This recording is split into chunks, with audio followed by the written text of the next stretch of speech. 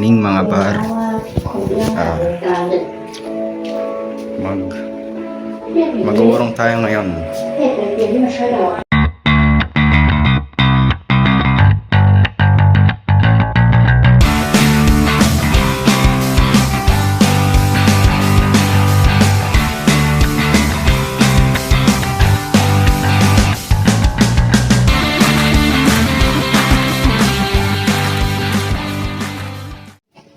So yun, good morning mga par.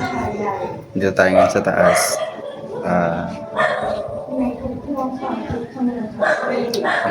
Wala pang magawa. Totally. Mostly sa ngayon, ang gawain ko lang dito muna sa bahay. Wala pa totally mga kasi mga par. Mag-enroll pa lang ulit ako sa school. Waiting pa ako dun sa pinadala ni mama na requirements ko for admission, and sa ngayon wala pa, nantay pa din para makapag-file na ako. So yun, sana mga par makapasok. Alam nyo naman, iba pa rin yung nakapagtapos na ng pag-aaral.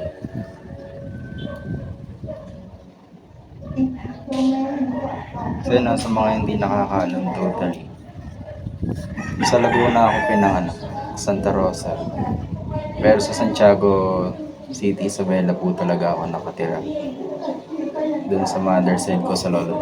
Doon ako totally lumaki. Doon ako nag-aral.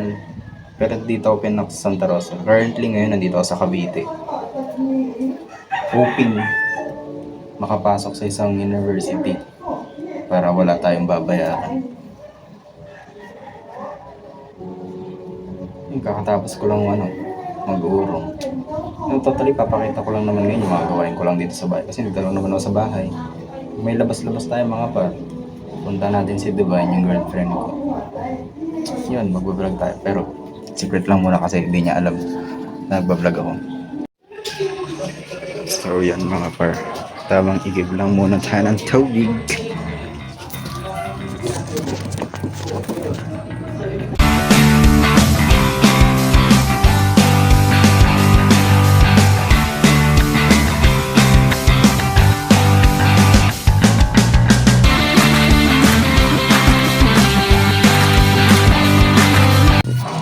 Nag-give tayo mga par kasi wala kaming nawasa dito sa bahay.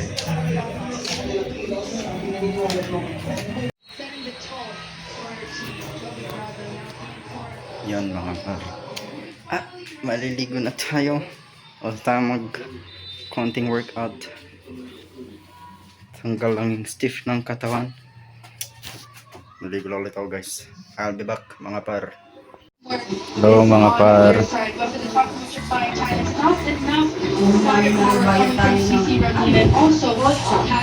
So yun mga par, laro muna tayo sa gulita kasi wala naman tayong ginagawa.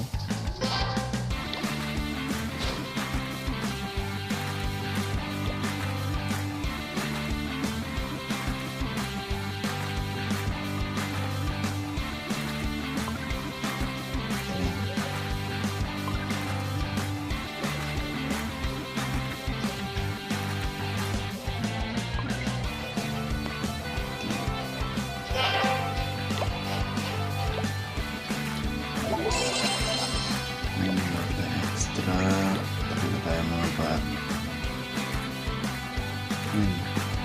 So wala naman tayong ginagawa. Mapansin nyo, bebay damit ko. Pero isang araw ko lang ito sinot totally.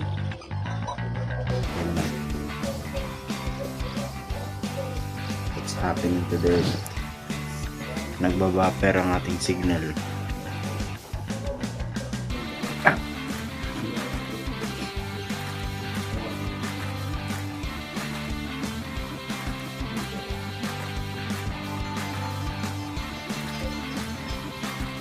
At yun na nga, hindi na tayo naka-attack. So nag-apply pa lang ako for admission. At sana makapasok. Wala natin nakikita yung golden. Sana makapasok.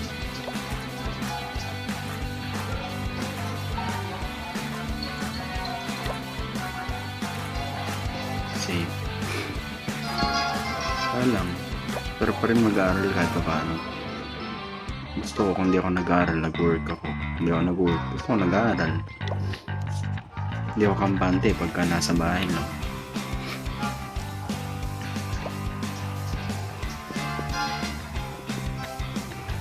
Saka ano mga pare, naman totally ang ano, yung goal, ba't ako nandito para mag-aaral.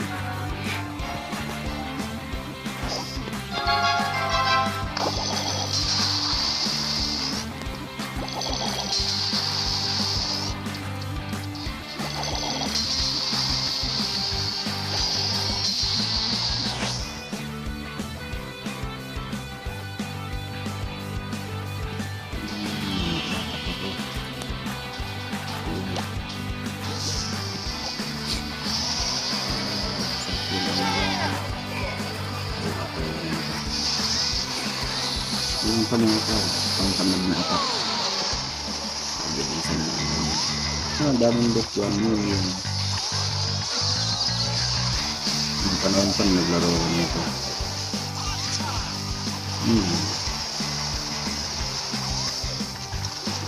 Ito ano.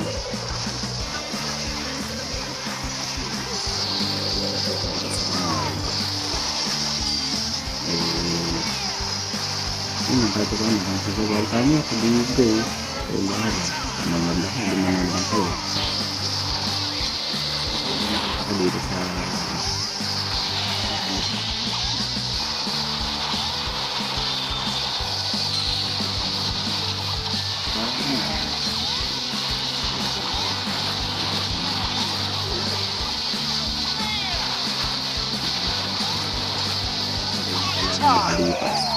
Parang kailan ako mga bata ang nag-start kasi ako ng grade 16. Hindi ano, hindi ko pa yun 16, pero di pa ako hindi ako mistap ng pag-aaral. Panahon ko lang kakano ko lang ng pandemic ng 2021. 16 na ako 19 na ngayon. Currently kakastop ko lang ako ng high school.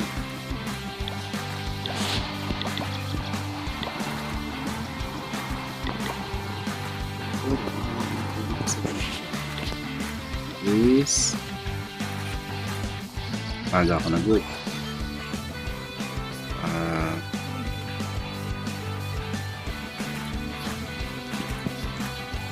Aga ako nag-work, trabaho. Yan, so nag-start na ulit ng face-to-face. Nag-try na ako nag-apply ng part-time.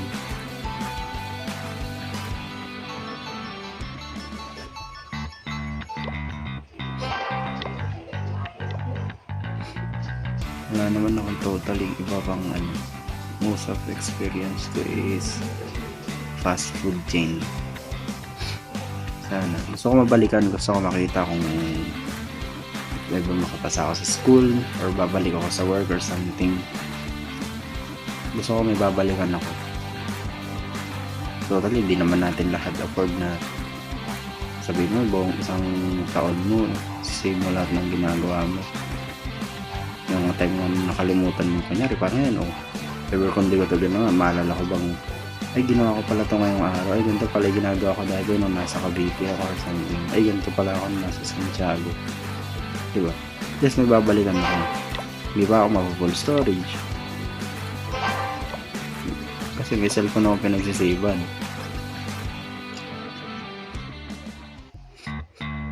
Hindi na ako sa direkta sa cellphone. Totally ang plano ko talaga sa page na ito mga bata. May babalikan ako. May babalikan kami nila Divine. Yung mga ginawa namin.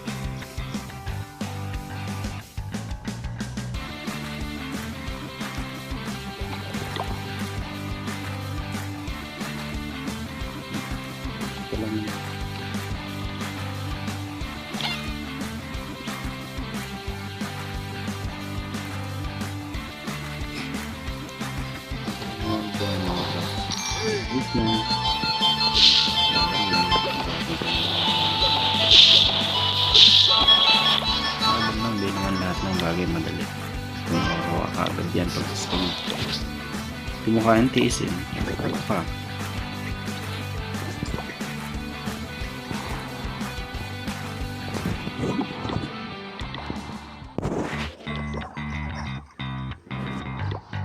Talo ka to.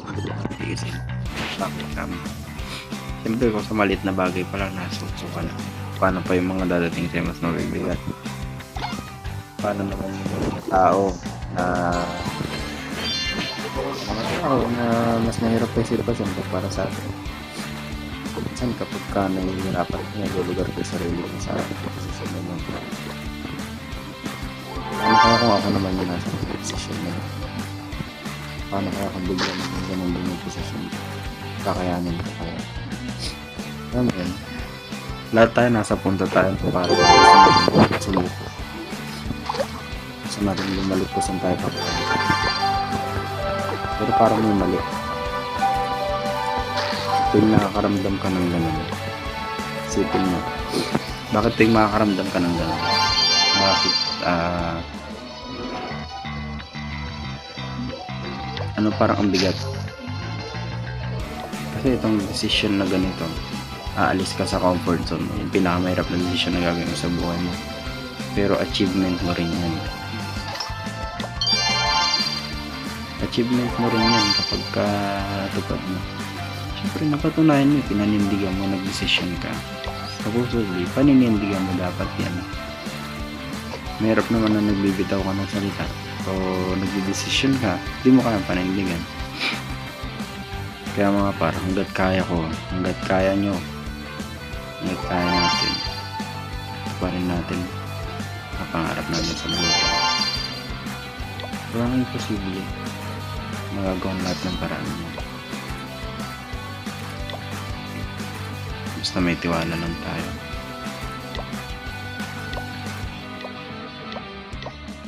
Mahirap naman na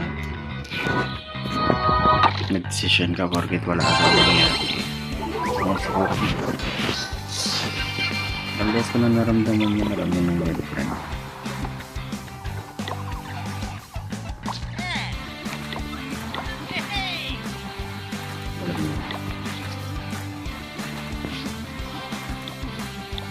Matagal, i-visualize ko. Mas maintindihan ko. Sana, ganun na lang. Sana nga. Malitin ko dito. Ayan mga par, napahaba na yung kwento ko. Sana mag-enjoy kayo, mag-enjoy kayo mga par, na maboring. No? Mag-enjoy kayo na maboring sa vlog. Please, meron ako na i-share. Pero totally ginawa ko talaga ito para sa akin.